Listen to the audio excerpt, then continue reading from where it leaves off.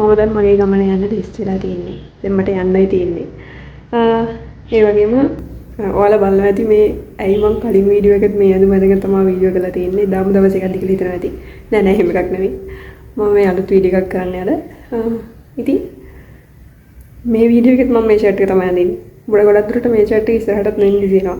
මොකද මගේ පහසුවට සහ ලේසියට මම මේ ෂර්ට් එක තමයි අඳින්නේ. මම හිතනවා ඒක ඉෂුව එකක් නැති වෙයි කියලා ඔයාලට. හරි. එහෙනම් අද මම ගමන යන්නයි තියෙන්නේ. අද මට වැඩ ටිකක් තියෙනවා සහ මම හිතන් ඉන්නවා ගැටපි පන්සලට යන්න. නුවර ඉන්න කෙනෙක් ඉන්නවා නම් දන්නවා. ගැටපි පන්සල තියෙන්නේ කොතනද සහ මොන වගේ හාස්කම් තියෙනවද කියලා. ඉතින් මම අද යන්න බලාපොරොත්තු වෙන්නේ ගැටපි පන්සලට සහ තව මගේ පොඩි වැඩ ටිකක් තියෙනවා. ඒ අතරතුරෙත් ඔයාලට මම මේ වීඩියෝස් ටිකක් දාන්න. එහෙනම් අපි යමු. බලන්නකො ඉතින් ලේස්තිලා වෙනවම මම දැක්කේ මගේ කුණු එක පිරලා තියෙනවා කියලා.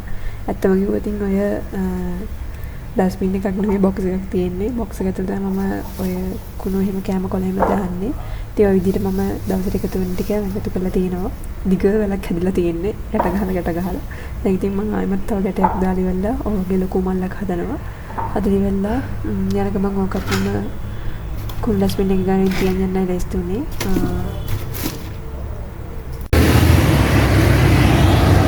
හරියාදුවනේ මම ඔන්න ගැටපේ පන්සල ගාවට කිට්ටු වෙමින් තමයි තියෙන්නේ.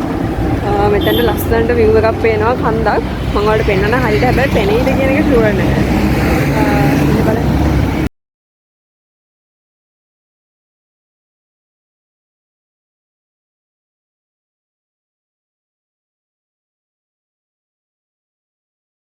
ඒ දැක්කේ ඔයාලා හොඳ වැටියක් ලස්සන. ඉතින් ඒ කන්දත් මාර ලස්සනයි. මෙතනට දරුවඩ වස්තු පේනවා. මාරම ලස්සනයි. දැන් ඉස්සරහින් තියෙන්නේ ගැටපේ පන්සල. අපි බලමු ගැටපේ පන්සලට ගිහිල්ලා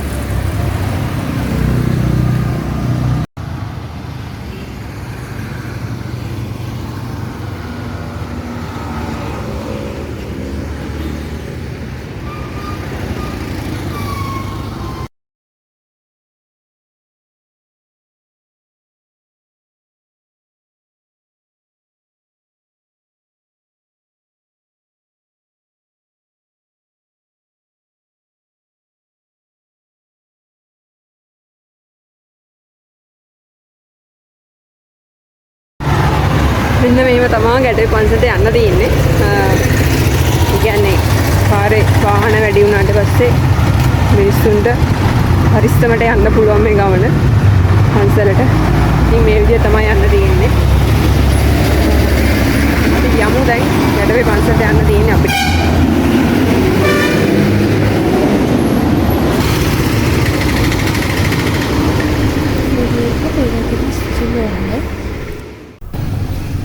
මේ තියෙන්නේ ගැටපේ පන්සල. එතකොට අපි දැන් ඉඳන් ආවේ මෙන්න මේ පන්සල බලන්න.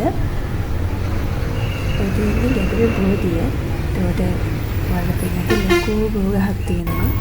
ඒක ගොඩක් ලොකුයි. ඉතින් ඔයාලා දන්නවනේ අපේ සිද්ධාස්ථානට අපි යනවා නම් ගෞරව කරලිවලා අපේ පාවහන් දෙකේ නැත්තම් සිරප්පු දෙක ගලවලා අපි යන්න ඕනේ. ඉතින් බලන්නකො සිරප්පු විතර මම ඉතින් සිරප්පු දෙක අතරින් ගලවනවා නැත්තම් අයිනකින් ගිහින් ගලවනවාද කියලා හිතලා අයිනකින්ම ගිහින් ගලවුවා. ගලවලා අතන ඉඳන් ෆොටෝ එක ගහගෙන ඉතින් ඊට පස්සේ ආවා ගැටමේ බෝධිය වදින්න. එදා නම් ගොඩක් සෙනග හිටියා. එදා මට ගොඩක් තමාරක් තැන් වීඩියෝ කරගන්නත් බැරි වුණා. මොකද ගොඩක් සෙනග හිටියා. එදා ඉරිල් දවසක් නිසා. දහම් පාසල් යන නංගිට මල්ලත් හිටියා. ඒ වගේම ඒ ලෙවල් විභාගයට තනිය සිටින අයගේ අම්මලා තාත්තලාත් ඇවිල්ලා ඉවර වෙලා මෙතන බෝධි පූජා තියෙන මමම දැක්කා.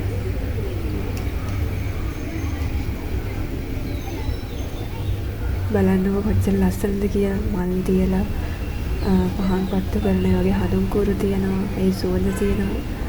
මම නම් ගොඩක් ඒ කියන්නේ ඒ ෆීලිං එක වින්දා ඒ වගේ සිටුේෂන් එකකට ගිහිල්ලා මාරම ලස්සනයි.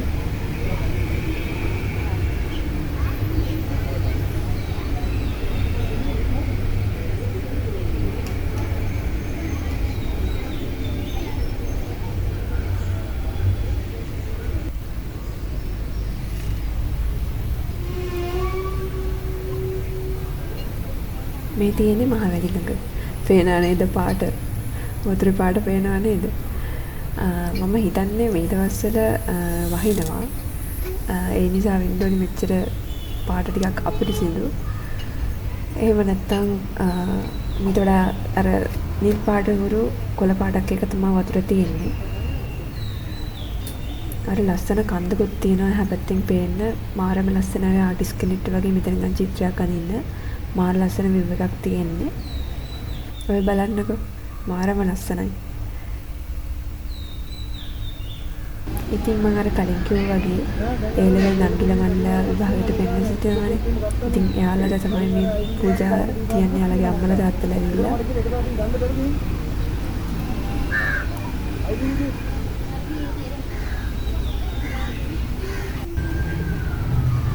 ඔය විදිහට ඉතින් මම ගැටල් පන්සලේ වටේම ඇවිත්තා කැමරා එකත් අරගෙන.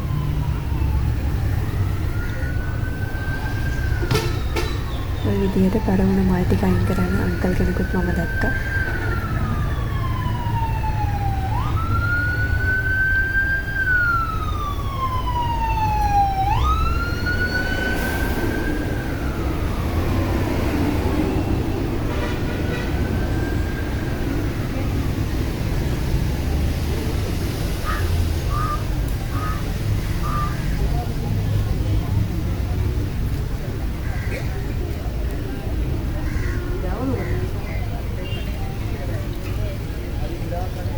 පේනවනේ බෝධි බෝගහේ තියෙන ලොකු මාර විදියට ලොකුයි මේ බෝගහ.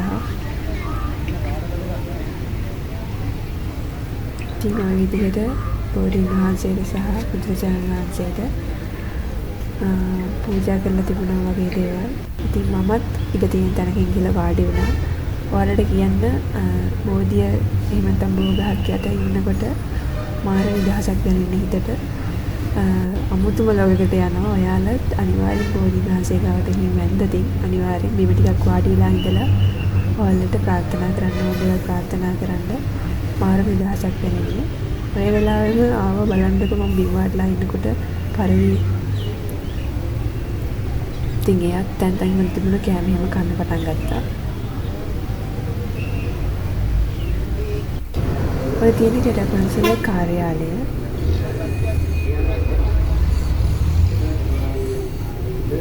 අර සීනන් එහා පැත්තේ තමයි මම වාඩිලා හිටියේ. ඉතින් මම කාර්යාලය ඇතුළට ගිහින් නැහැ වීඩියෝ කරන්න. ඉතින් ඔයාලා වගේ ඔයාලත් තැනකට ගියාට පස්සේ ෆොටෝස් ගන්නවනේ. ඉතින් මටත් එහෙම හිතෙනවා. මටත් හිතුණා ෆොටෝ එකක් ගන්න ඕනේ කියලා. සහ මෙමරි විදිහට මම ආසය තියාගන්න. ඉතින් ඒ නිසා මම ෆොටෝ එකක් ගහුවා. ෆොටෝ එකක් කියන්නේ දෙකක් විතර ගහගත්ත ෆොටෝස් දෙකයි ගහුවේ. ඉතින් ගාලා ඉවර වෙලා අනික ඒ ආර්ට් එක ඒ කියන්නේ සිංහා ඉන්න විදිහ හරිම ලස්සනයි. ඉතින් ඒ නිසා මට ෆොටෝ එකක් ගන්න හිතුණා. ඉතින් මම ෆොටෝස් ගහලා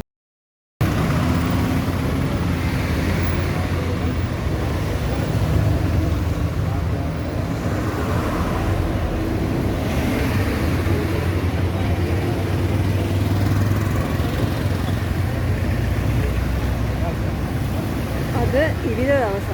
ඒ නිසා තැනක වැඩි. පන්සලේ ගොඩක් තැනක හිටියා. ඉතින් ඒකත් එක්ක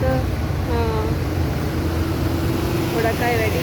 සමහරක් තැන්වලදී වීඩියෝස් ගන්න බැරි වුණා මට. ඒකයි කියලා මෙමය ලොකු දෙයක් මේ පන්සලේ කියන්නේ ලොකුවට එහෙම බලන්න දෙයක් නැති වුණා. නමුත් සාස්කම් හර තියෙන ඇදහිලි එහෙම ඌවාටින් ගොඩක් දියුණුයි.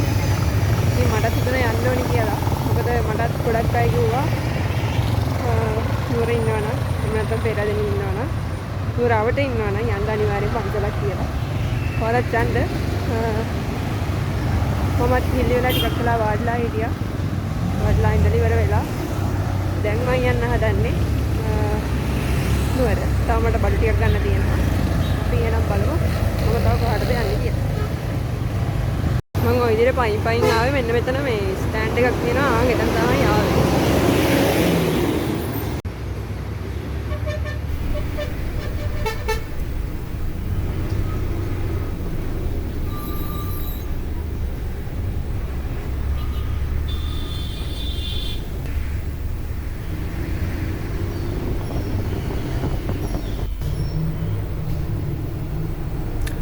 ඊට පස්සේ ඉතින් මම ගියේ බැංකුවට සල්ලි ගන්න ඇත්තටම ඉතින් නැත්නම් ඉතින් වෙන දෙයකට යන්නේ නැහැ නේ බැංකුවකට නේද? ඒක තමයි. මම ඉතින් ගියා බැංකුවට ගිහිල්ලා මට බැංකුවට තමයි ඊට පස්සේ යන්න ඕන තිබුණේ. බැංකුවට ගිහිල්ලා මම සල්ලි අරගෙන ඉවරලා ඊට පස්සේ එහෙම මම ඉතින් බෝඩින්ගට ගියා.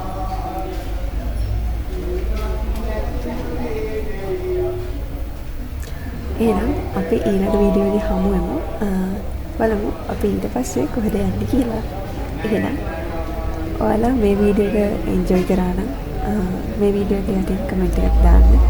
සහ තවත් වීඩියෝස් සහ ලස්සන දේවල් ඉස්සරහට අපි බලමු. එහෙනම් ජය වේවා.